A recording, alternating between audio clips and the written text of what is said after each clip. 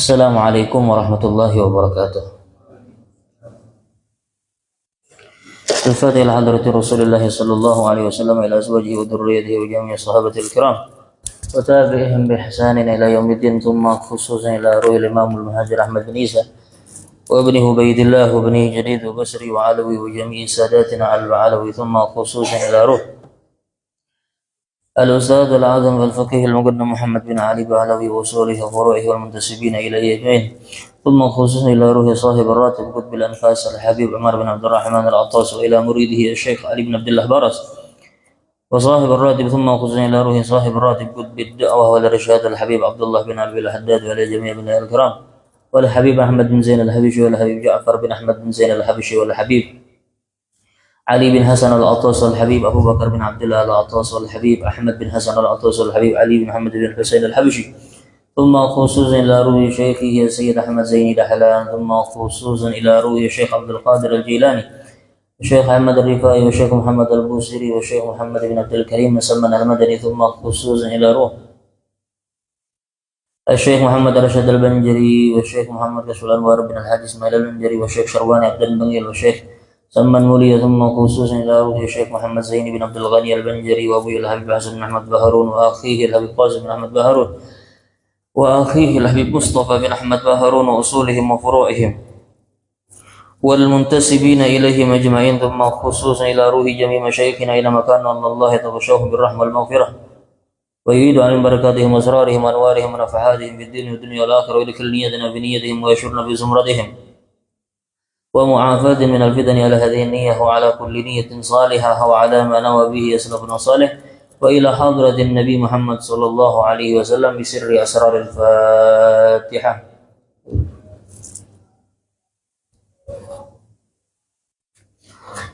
صراط المستقيم صراط الذين أنعمت عليهم غير المغضوب عليهم.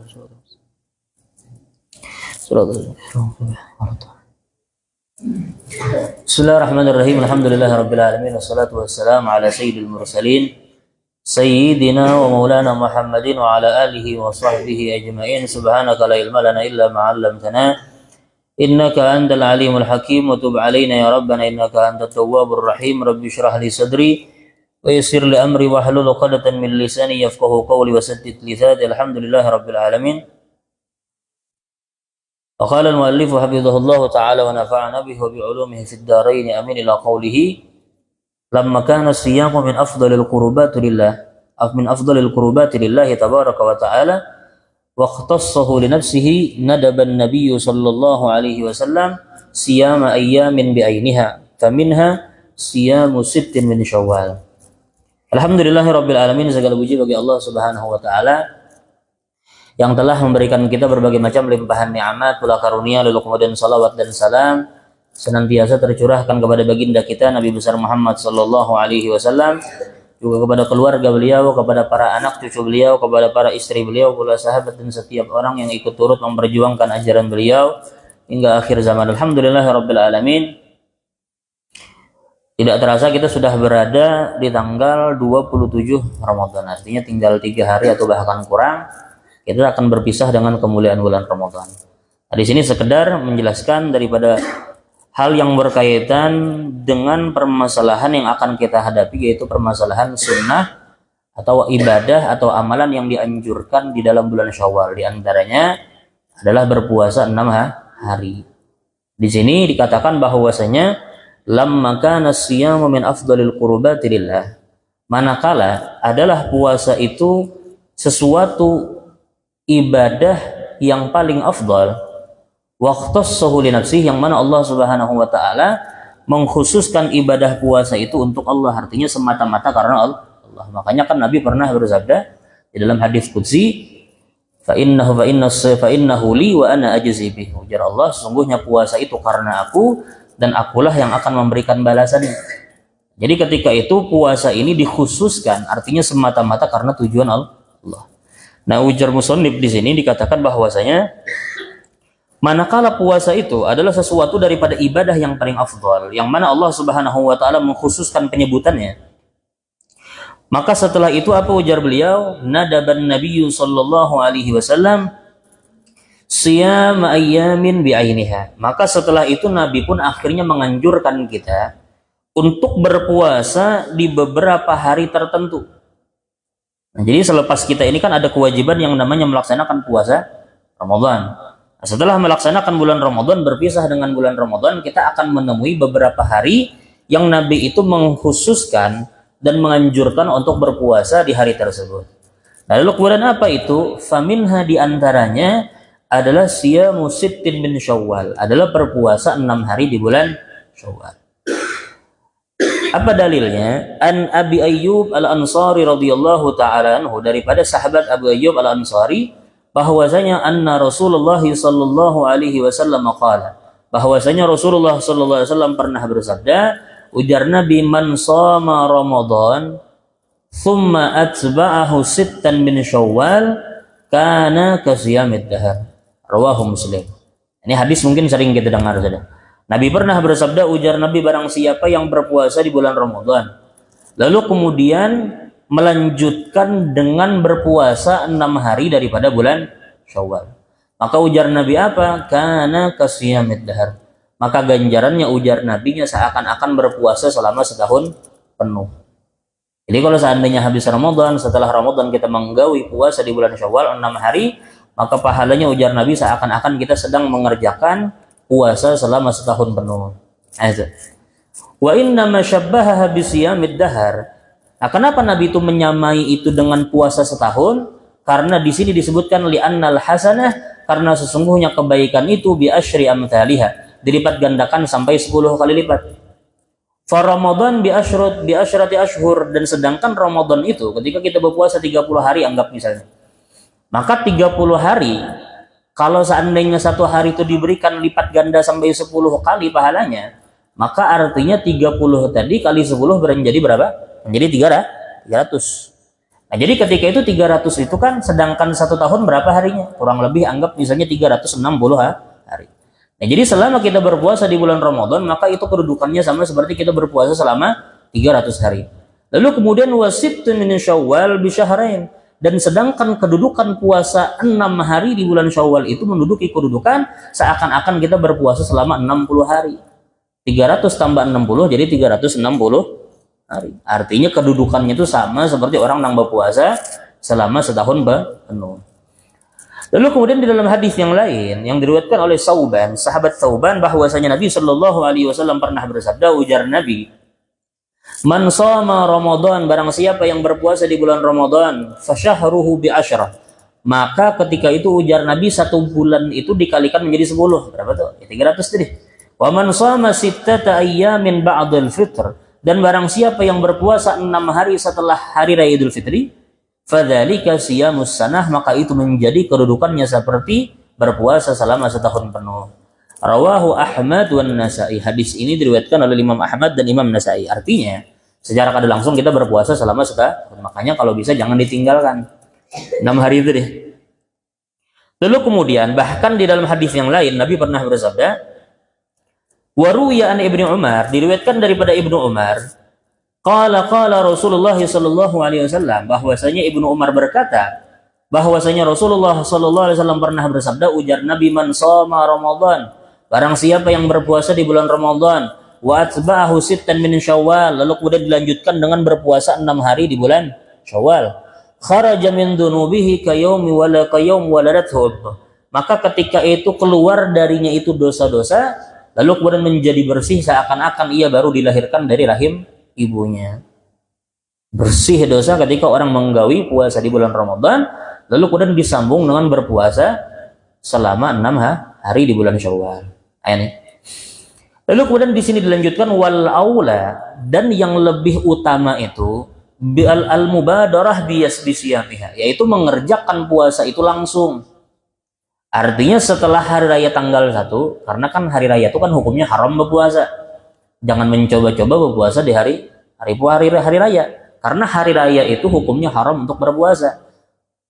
Jadi ketika itu kalau seandainya setelah hari raya tanggal 1 Syawal misalnya, maka ketika itu lebih utama puasa tersebut langsung dikerjakan di tanggal kedua. Cuman kan memang di lapangan itu kasusnya berbeda. Kalau seandainya orang tuh tanggal 2 tuh masih open house, masih menerima tamu kadang-kadang. Ada sebagian orang yang membawa keluarganya berjalanan kadang-kadang, mumpung masih libur kan. Nah, jadi kalau seandainya pun bisa itu lebih afdal. Cuman kalau seandainya pun kada bisa, kada ada masalah. Nah, cuman memang menurut Imam Ahmad bin Hanbal, beliau itu mengharuskan orang amun hendak berpuasa tanggal 6 hari di bulan Syawal. 6 hari di bulan Syawal, maka menurut madhab Imam Ahmad bin Hanbal harus dimulai harus secara berurutan. Yang pertama harus berurutan, kada boleh terpisah-pisah. Bahkan di sebagian riwayat, bahkan ulama itu ada yang menjelaskan bahwasanya harus dimulai dari tanggal 2. Kenapa? Karena dalilnya adalah Nabi bersabda, man shoma Ramadan, barang siapa yang berpuasa Ramadan, wa atba'ahu, kemudian ia lanjutkan. Nah, ujar ulama, kalau Nabi itu menyampaikan melanjutkan, itu kan artinya bersambung. Nah, makanya ada sebagian ulama yang mengharuskan berpuasa itu dari tanggal 2 dan kada boleh berputus selama 6 hari. Cuman kan kita, ulama itu kan memiliki beda pendapat. Sedangkan kita madhab Syafi'i, bahwasanya kita madhab Syafi'i memperbolehkan dan diperbolehkan bahwasanya berpuasa di tanggal mana aja di dalam bulan Syawal sekalipun kada harus berurutan. Jadi kalau seandainya tanggal 5 Syawal berpuasa, esoknya tanggal 7 pulang, esoknya tanggal 10 pulang, maka kada ada masalah. Tetap sah aja. Itu supaya, dan ini memang lebih mudah bagi kita. Karena adat kita ini kan berbeda nih. Ada orang tuh kan libur berjalan ke sana kemari membawa anak, bisa membawa keluarga berjalanan. Nah, itu biasanya di tanggal 1, 2, 3 sampai 5 tuh. Artinya menunggu puasa di tanggal itu rasanya berat. Nah, makanya di dalam madhab kita Syafi'i diperbolehkan berpuasa di tanggal mana aja selama itu masih di dalam bulan Syawal. Yang paling kada jangan sampai ditinggalkan. Kalau bisa, karena kan kesempatan itu kan kita cuma temui di dalam bulan Syawal. Nah, jadi bersih di dalam hadis yang diriwayatkan oleh Imam Tabrani tadi, bahwasanya ujar Nabi bersih, gugur dosanya, lalu kemudian dirinya itu menjadi bersih seakan-akan baru dilahirkan dari rahim ibunya. Ini kemuliaan yang luar biasa sekali. Memang hadis ini memang ada sebagian ulama yang berbeda pendapat tentang kekuatan hadis ini. Artinya tingkatan hadis ini. Ala kulli hal intinya, kalau seandainya kita untuk jadikan dorongan kita untuk ibadah, ya boleh-boleh aja. Nah. Wal asah, dan pendapat yang asah, annahu la yashtaratul mubadarah. Bahwasanya ketika itu berpuasa itu kada harus langsung. Jadi kada harus tanggal 2 langsung berpuasa, kada harus. Biasanya ba'dal idi mubasyaratan wala tawaliha, dan tidak juga diharuskan untuk berurutan. Jadi kalau seandainya dicabut tanggal 5, tanggal 7, tanggal 10, tanggal sampai seterusnya selama 6 hari, maka kada ada masalah. Waman alaihil qadha, dan barang siapa yang memiliki hutang puasa, misalnya ada orang misalnya garing ketika di bulan Ramadan, atau bagi ibu-ibu yang misalnya haid di bulan Ramadan, maka di sini disebutkan waman alaihil qadha, barang siapa yang masih memiliki qadha puasa, artinya itu hutang puasa di Ramadan yang tadi, fasamahu bi Syawal, makanya tunaikan puasa tersebut di dalam bulan Syawal. Fa innahu yanwihi, maka ketika itunya harus berniat berpuasa qadha tadi. Wayan dari siyam sitti fihi, maka ketikanya berniat berpuasa qadha, maka ketika itu ujar ulama langsung masuk jua niat yang namanya puasa 6 Syawal. Nah ini perlu ulun jelaskan supaya pian jangan kaget ketika ada ulama tuh berbeda pandangan tentang ini. Karena pian ada sebagian ulama karena menyampaikan, misalnya pian datang ke masjid, ada karena sebagian guru yang menyampaikan bahwasanya puasa 6 Syawal itu kada boleh bergabung dengan puasa qadha. Ini bujur juga karena memang ada pendapat daripada Syekh Abi Makramah bahwasanya beliau berpendapat puasa qadha ini kada kawa digabung dengan puasa sunnah. Puasa qadha ini kan hukumnya wajib. Sedangkan puasa 6 Syawal ini hukumnya sunnah. Nah, menurut Syekh Abi Makramah, beliau berpendapat bahwasanya kada boleh berpuasa di tanggal berpuasa qadha digabung dengan puasa 6 Syawal. Artinya kalau seandainya pian mendengar itu jangan kaget. Memang ada pendapat seperti itu. Dan kalau seandainya pian mendengar pulang ada sebagian guru yang menyampaikan boleh jar menggabung puasa sunnah dengan puasa qadha, maka pian jangan kaget karena itu pun pendapat didukung oleh Imam Ibnu Hajar dan Imam Ramli. Bahwasanya orang ketika berpuasa tadi puasa qadha, maka ketika itunya boleh menggabung dengan puasa 6 Syawal. Jadi ketikanya mengqadha 6 hari, maka 6 hari juga sudah terlaksana daripada 6 Syawal. Nah itu. Nah kayaknya yang menjadi perbedaan pulang, apakah itu harus diniatkan bahasa? Apakah harus kita niat qadha lalu kemudian sambil niat puasa sunnah, atau cukup kita niat qadha aja? Nah itu kayaknya ulama berbeda pendapat pulang. Nah kenapa seperti itu? Karena memang itu memang khazanah keilmuan, ilmu itu luas kan. Artinya supaya kita jangan gampang mengingkari kalau seandainya pengen mendengar ceramah di masjid ini guru fulan menyampaikan begini. Misalnya di masjid yang lain guru fulan menyampaikan seperti ini. Nah, masing-masing itu memiliki dasar. Tinggal kita menyikapinya nang kayak apa. Dan ini ulun sering temukan. Pertanyaan orang tuh kadang-kadang kayak apa aja. Ulun mendengar di sini kayak ini. Ulun mendengar di sini kayak ini. Tapi jangan kaget, makanya ulun sampaikan berdahulu supaya kita jangan kaget dengan perbedaan pendapat tentang permasalahan itu. Jadi kalau seandainya hendak nyaman nang kayak apa, ya sudah 4 pendapat yang mengatakan puasa sunnah tadi boleh digabung dengan puasa qadha. Nah lalu kemudian apakah puasa sunnah ini harus diniati khusus? Misalnya sengaja aku berpuasa esok puasa qadha dan berpuasa sunnah 6 Syawal. Apakah harus seperti itu? Maka ada sebagian ulama yang mengharuskan, di antaranya Imam Ibnu Hajar mengharuskan harus menyebut harus puasa qadha dan disebut juga puasa 6 Syawal.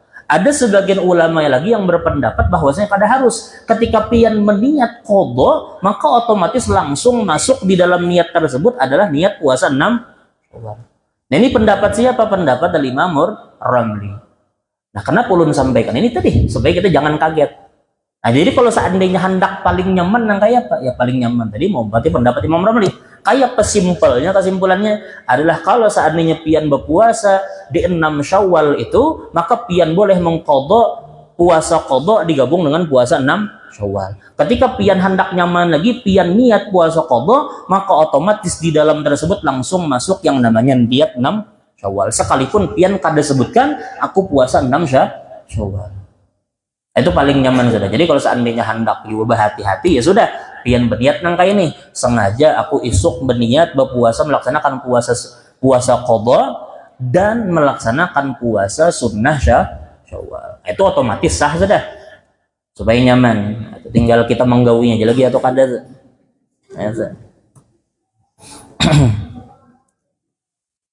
Artinya itu sudahlah ulun jelaskan, artinya kita jangan kaget dengan perbedaan seperti itu. Nah kadang-kadang orang tuh terlalu ribut dengan perbedaan seperti itu, malahannya ada. Itu.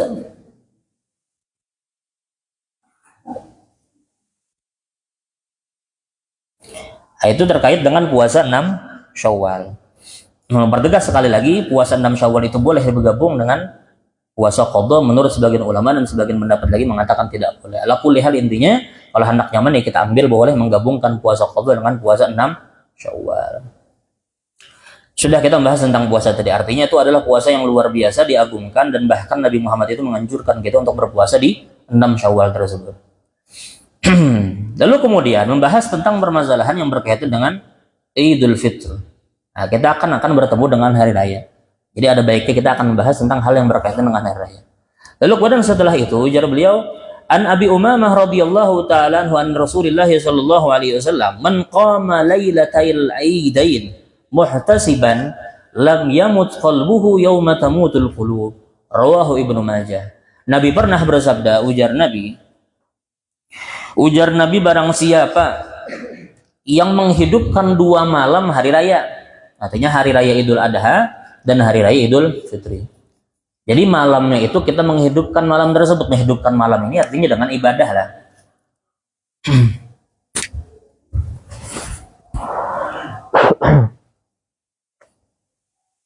Artinya kita menghidupkan malam tersebut dengan ibadah.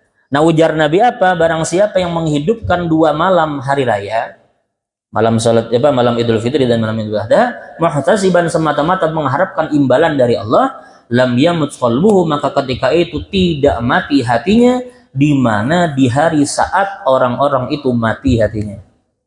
Nah, jadi ketika itunya akan diberikan karunia, hatinya kada mati di saat orang lain itu mati hatinya. Nah itu keutamaan orang yang menghidupkan 2 malam daripada hari raya Idul Fitri dan Idul Adha. Nah kayak apa cara menghidupkannya? Maka ujar ulama banyak, di antaranya misalnya kita memperbanyak membaca Al-Quran. Jadi membaca Al-Quran itu bukan ketika kita mencari malam Lailatul Qadar aja, atau bukan di malam pas bulan Ramadan aja, bahkan di malam tanggal 1 Syawal itu pun, di malam hari raya kita dianjurkan untuk menghidupkannya dengan membaca Al-Quran. Terserah anak membaca Quran berapa juz ya, atau sebagian misalnya kalau seandainya kita melihat biasanya adat-adat di ulama-ulama itu biasanya mereka membaca dari juz 27 sampai juz 30. Nah, terserah. Misalnya hendak kita membaca juz 1, terserah. Hendak membaca surah juz amma pun nggak ada masalah. Yang penting menghidupkan malam tersebut dengan beramal ibadah. Itu pertama membaca Al-Quran. Lalu kalau seandainya hendak juga kita sembahyang, misalnya sembahyang sunnah, entah dengan sembahyang sunnah tasbih atau dengan sembahyang sunnah hajat dan yang lain-lain. Pokoknya terserah mengisi malam tersebut dengan ibadah. Dan di antara ujar ulama, di antara bentuk menghidupkan malam tersebut dengan ibadah adalah dengan memperbanyak mengucap takbir. Makanya kan orang bertakbiran tuh. Nah orang bertakbiran tuh jangan pian sangka cuman sekedar bedendang malam hari raya. Orang yang bertakbiran malam hari raya itu mereka pada hakikatnya sebenarnya menghidupkan malam hari raya. Nah jadi mereka itu termasuk mendapatkan keutamaan daripada orang yang menghidupkan malam hari raya. Nah, itu makanya kita pun juga harus bertakbir di hadapan mik lah. Boleh kita sambil berjalan bertakbiran selama malam tersebut. Sampai kapan? Sampai sholat Idul Fitri dilaksanakan. Jadi sampai malam, sampai subuh terserah kita hendak bertakbir sepanjang malam, nggak muntahan, nggak ada masalah. Kalau seandainya mampunya setengah jam ya sudah. Artinya kalau bisa sambil kita menghidupkan juga dengan bertakbir tadi. Hanya kan ada orang bertakbiran tadi. Nah itu keutamaan orang yang menghidupkan malam hari raya Idul Fitri dan hari raya Idul Adha. Nah karena biasanya orang tuh kalau malam hari raya itu sibuk sudah menyiapkan wadai, habis itu menyiapkan meja, hambal segala macam, membuka, bersih rumah ya. Artinya kalaupun juga seperti itu ya paling kada sisihkanlah sedikit waktu itu untuk beribadah, mengisi daripada malam hari raya. Lalu kemudian di dalam hadis yang lain Nabi pernah bersabda yang diriwayatkan oleh sahabat Mu'adz bin Jabal, ujar Nabi, man ahyal layalil khams, barang siapa yang menghidupkan 5 malam, wajabat lahul jannah, maka wajib untuknya itu mendapatkan surga. Yang pertama apa? Orang yang menghidupkan, ujar Nabi, Lailatul Tarwiyah, menghidupkan malam Tarwiyah, apa itu tarwiyah? Adalah tanggal 8 Dzulhijjah. Nah, jadi ketika orang malamnya itu menghidupkan, itu termasuk orang yang diujar Nabi, termasuk orang yang berhak mendapatkan surga. Walailat Arafah, dan di malam hari Arafah, tanggal 9 Dzulhijjah. Nah, esoknya orang wukuf, kita malamnya beribadah. Nah, itu. Orang kan di Mekah itu kan mereka wukuf di padang di padang Arafah. Maka ketika itu malamnya pun kita dianjurkan untuk menghidupkan malam tersebut. Bahkan dikatakan bahwa malam Arafah itu adalah malam pengampunan. Itu salah satunya keutamaan orang yang menghidupkan malam Arafah.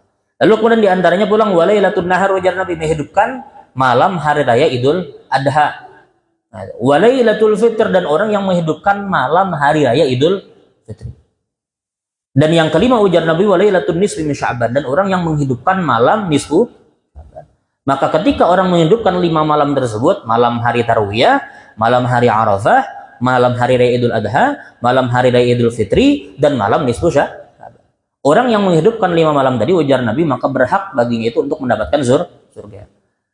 Rawahul Asbahani. Ala kulli hal, sekalipun kena pian akan temukan kena, kalau seandainya pian misalnya membuka media sosial, mungkin ada sebagian ulama yang mereka itu mempermasalahkan tentang hadis ini. Ala kulli hal, ini cukup menjadi dorongan bagi kita untuk beramal di malam-malam tersebut. Nah, itu.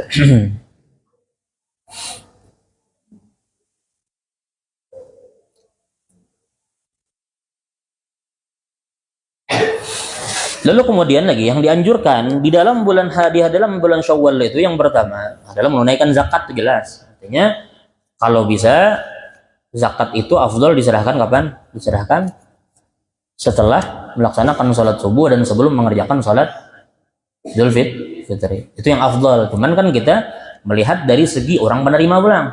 Kalau penerimanya ini kan biasanya butuhnya itu kan beberapa hari sebelum hari raya. Makanya kan ada sebagian ulama menganjurkan untuk diberikan beberapa hari sebelum hari raya. Nah, jadi yang ketika itu yang pertama kali kita harus perhatikan adalah zakat. Kenapa? Karena dalam hadis Nabi pernah bersabda bahwasanya shaum syahr Ramadan mu'allaqun ma baina as-sama'i wal ard. Ujar Nabi, puasa Ramadan itu bergantung pahalanya di antara langit dan bumi. La yurfa illa, ujar Nabi, tidak akan diangkat pahala tersebut, ibadah tersebut, illa bi zakatil fitr, kecuali dengan menunaikan zakat fitrah. Itu. Jadi harus diperhatikan zakat fitrah tadi.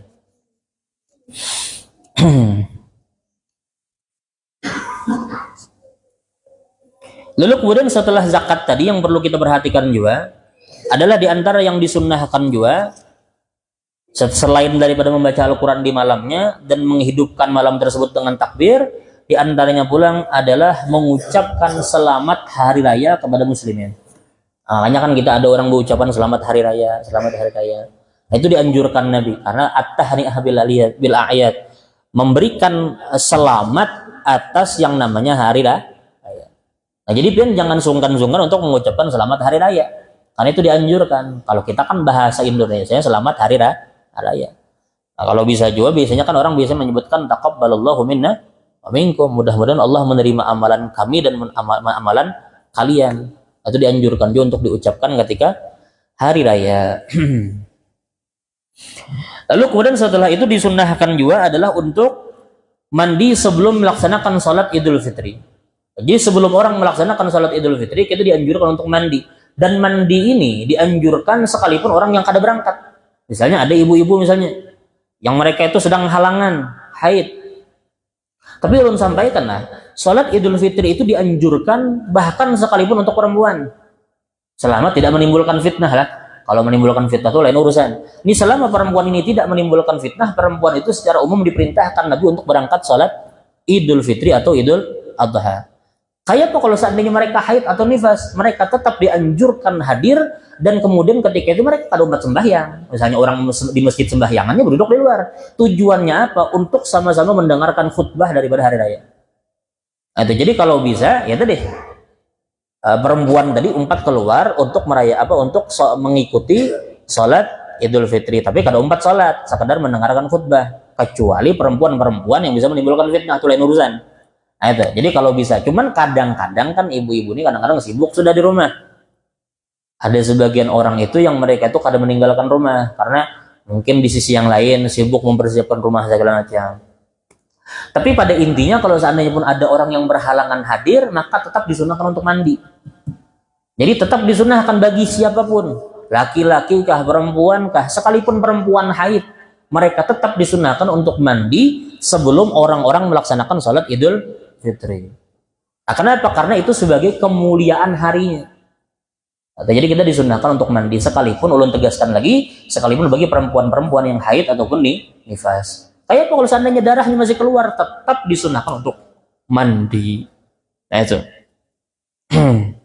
Nah jadi. Kayak tujuh misalnya orang yang sakit yang mampu misalnya mandi, ya tetap dianjurkan untuk mandi selamanya mampu. Sudah sakitnya parah yang kadang apa ya lagi ya sudah. Cuman ulun sampaikan, kalau seandainya masih garing-garing biasa aja, maka kalau bisa sambil mengambil kesunahan tadi dengan mandi. Lalu kemudian di antara yang disunnahkan juga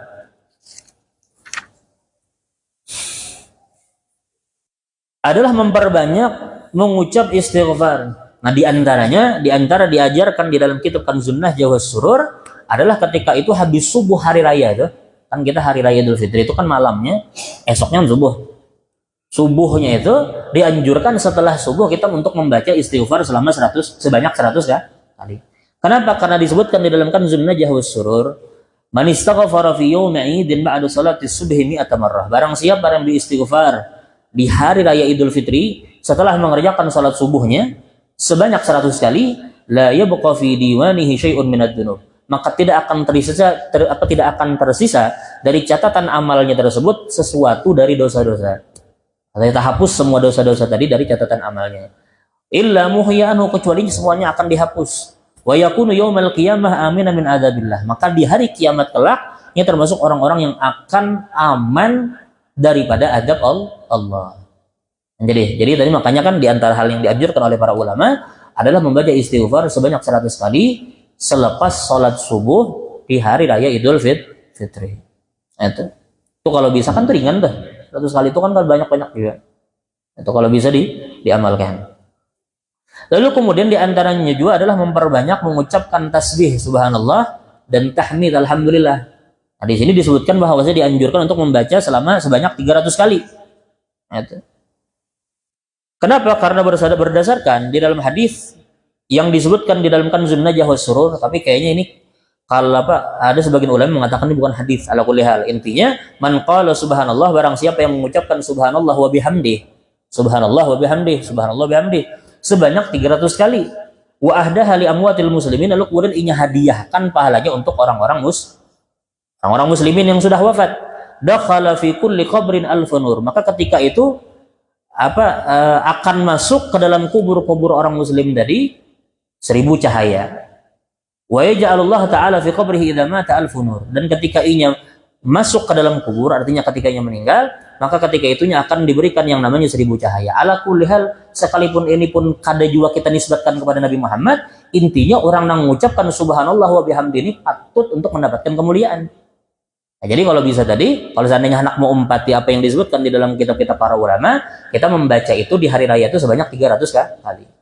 Nah, itu jadi kalau seandainya bisa itu dikerjakan.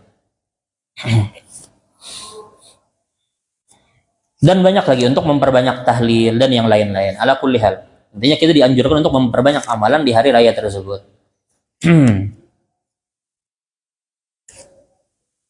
Dan belum jelaskan sedikit adalah permasalahan yang biasanya orang tuh kadang-kadang awam terhadap masalah ini. Adalah biasanya kan kita biasanya sembahyang Idul Fitri itu kan bertakbir. Rakaat pertama 7, rakaat kedua 5. Nah, biasanya ada sebagian orang yang kadang kan itu kan sembahyang itu kan setahun 2 kali tuh. Kalau seandainya dari Syawal ke Dzulhijjah itu kan jaraknya kada tapi lawas, kada tapi jauh. Tapi kalau dari Dzulhijjah ke Syawal itu kan jauh tuh. Nah, biasanya kadang-kadang jangankan makmum, imamnya kadang-kadang lupa caranya. Nah, akhirnya makanya kadang-kadang ada sebagian orang itu yang ketika mengimami, misalnya kalau WPN terdapat kasus seperti ini, misalnya ada imam mengimami sembahyang sholat Idul Fitri, lalu kemudiannya lupa untuk bertakbir 7 kali. Ketikanya takbiratul ihram tiba-tiba langsung membaca Al-Fatihah. Nah, ini banyak sebagian orang itu kemudian mengucapkan subhanallah. merasa imam tadi kada takbir. Harusnya kan bertakbir 7 kali. Tapi imam tadi kada ingat. Karena merasa setahun 2 kali kan nih. Lalu kada ingat akhirnya bertakbir. Lalu kemudian makmum ini mengucap subhanallah. Kami subhanallah. Nah ini adalah pemahaman, ini adalah sesuatu yang kadang-kadang orang keliru. Kenapa? Karena itu adalah permasalahan sunnah. Orang takbir ketika hari raya Idul Fitri itu sunnah. Jadi kalau seandainya pun ditinggalkan gak ada masalah. Dan kalau seandainya pun imam tuh tertinggal takbir yang 7 kali tadi, maka makmum ini kada berhak untuk mengucapkan subhanallah. Ya sudah, biarkan lanjutkan aja, karena itu perkara sunnah. Jadi kadang-kadang ada sebagian imam tuh yang kada ingat lalu kemudian heboh subhanallah. Merasa imam itu salah. Nah ini perlu diingatkan. Dan juga bagi sebagian orang tuh kan kadang-kadang kada sama. Ada sebagian orang tuh yang datang terlambat. Ya kalau seandainya masbuk, ininya tetap mau di rakaat pertama. Cuman kada sempat bertemu takbir bersama imam di pertama. Jadi ketikanya datang, imam tuh sudah takbir kelima misalnya. Ini datang, imam sudah takbir yang kelima. Kayak apa? Maka ketika itu nyompat takbir, takbiratul ihram, maka setelah itu nyompati berapa sisa takbir imam. Kalau imam itu 2 kali takbir lagi, 2 kali takbir, dan kada harus menambah lagi. Jadi kalau imam sudah baca Al-Fatihah, lanjut aja dangari. Jadi kada usah ketika sudah tuntung imam itu kan 7 kalinya masih 2, lalu kemudian imam nambah 5. Nah ini adalah pemahaman yang keliru. Jadi kalau seandainya imam itu sudah sampai di 5 misalnya, kita 4 di 5-nya. Tinggal imam itu 2, kita 2. Ya sudah, imam baca Al-Fatihah, kita 4 baca Al-Fatihah. Kada harus mengulangi takbir yang tertinggal. Nah ini kadang-kadang ada sebagian orang yang kada ingat atau mungkin keliru dalam permasalahan ini. Karena ini kan memang biasanya pengamalan ini setahun 2 kali. Mudah-mudahan Allah terima amal ibadah kita berataan. Mudah-mudahan dengan keluarnya bulan Ramadan ini kita semua diampuni oleh Allah Subhanahu wa taala. Mudah-mudahan ini menjadi Ramadan, insyaallah kita akan bertemu Ramadan yang akan datang. Mudah-mudahan Allah panjang umur kita disertai sehat afiat, dan mudah-mudahan Allah Subhanahu wa taala mengkaruniakan kita wafat dalam keadaan husnul khatimah ba'da tulil umur fi sihatin wa khairin wa afi ala hadhihi niyyah wa ala kulli niyyatin salihah wa ala ma nawa bihi salafun salih wa ila hadratin nabi Muhammad sallallahu alaihi wasallam bi sirri asraril Fatihah. A'udzu billahi minasyaitonir rajim. Bismillahirrahmanirrahim. Alhamdulillahirabbil alamin. Arrahmanir rahim. Maliki yaumiddin. Iyyaka na'budu wa iyyaka nasta'in. Ihdinas siratal mustaqim. Siratal ladzina an'amta 'alaihim ghairil maghdubi 'alaihim waladdallin. Amin. Bismillahirrahmanirrahim. Alhamdulillahirabbil alamin. Wassalatu wassalamu ala sayyidil mursalin sayyidina maulana Muhammadin wa ala alihi wa sahbihi ajma'in. Rabbana taqabbal minna innaka antas samiul alim wa tub 'alaina ya rabbana innaka antat tawwabur rahim. Rabbana atina fid dunya hasanah wa fil akhirati hasanah wa qina adzabannar. Ibadli subhana rabbika rabbil izzati amma yasifun wa salamun alal mursalin walhamdulillahi rabbil alamin. Ulun minta halal minta ridha.